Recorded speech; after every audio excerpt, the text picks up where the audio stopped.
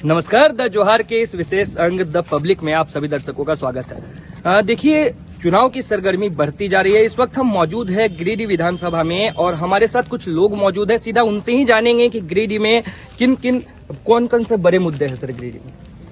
देखिए, मुद्दा तो सीसीएल क्षेत्र में हम लोग रहते हैं और इलाका गिरिडीह के नज़दीक है। लगभग 5 किलोमीटर की दूरी में हम लोग बसे हुए हैं। यहाँ पे बहुत सारा ज्वलंत मुद्दा है।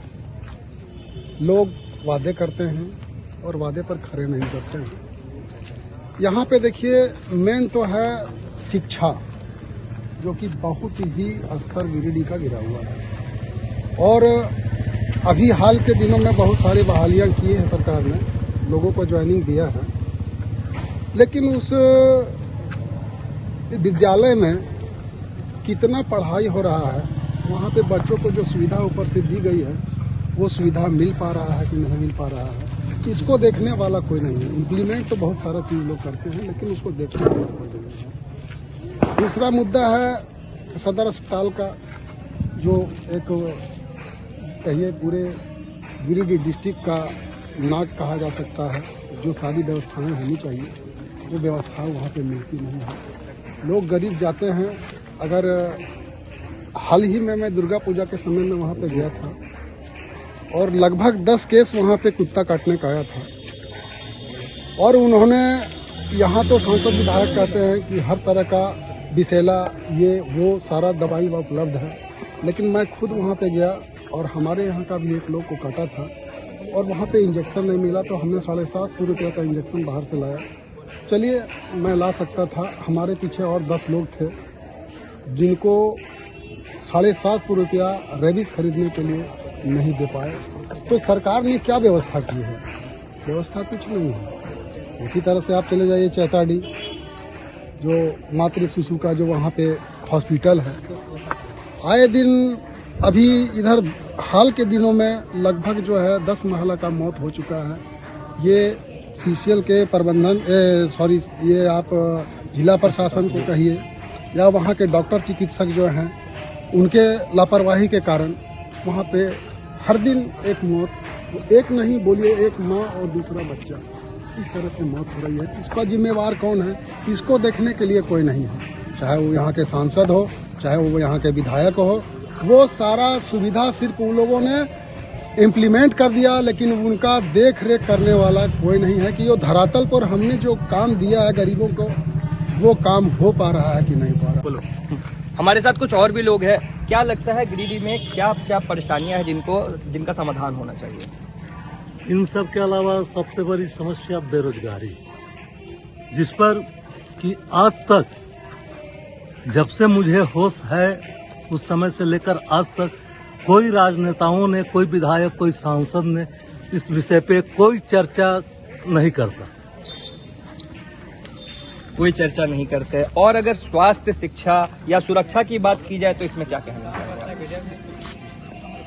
स्वास्थ्य, शिक्षा और सुरक्षा लगभग तीनों शून्य है यहाँ पे। हमारे साथ कुछ और भी लोग हैं। क्या लगता है गिरिडीह में सबसे मुख्य मुद्दा क्या है? यहाँ के मुख्य मुद्दा है यहाँ की बेरोजगारी, यहाँ के लोगों का पलायन।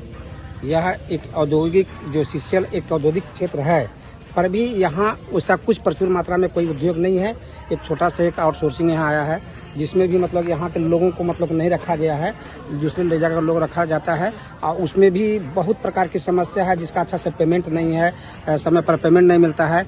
यहाँ के बच्चे जो भी शिक्षा से बहुत वंचित है, वंचित करने के लिए यहाँ पर बहुत अलग अलग राज्य जाते हैं, चाहे अदरवाइज बेंगलोर ले लीजिए, पुणे ले लीजिए, गुजरात ले लीजिए, दिल्ली ले लीजिए, नोएडा ले लीजिए।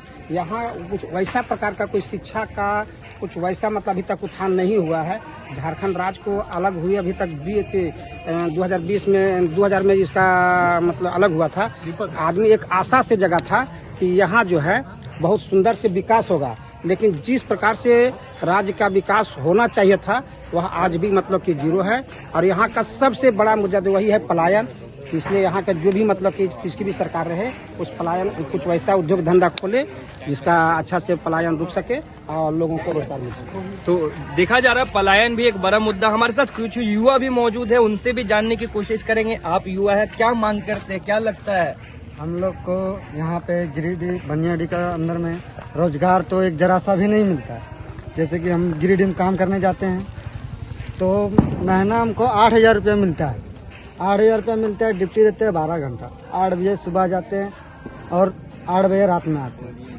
ठीक है, उसमें आपका तेल का भी खर्चा हो जाता है।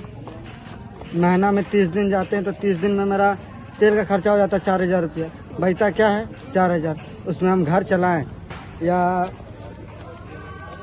सेविंग करें। बहुत प्रॉब्लम ज्यादा प्रॉब्लम है। कुछ और भी युवा है, क्या लगता है अगर आप युवा है, शिक्षा की बात की जाए तो क्या लगता है गिरिडीह में शिक्षा व्यवस्था कैसी है? शिक्षा व्यवस्था बहुत ही अच्छी है, खराब है। शिक्षा पर ध्यान देना चाहिए। और यहाँ की ड्यूटी के बारे में बोला चाहिए, 12 घंटे ड्यूटी है।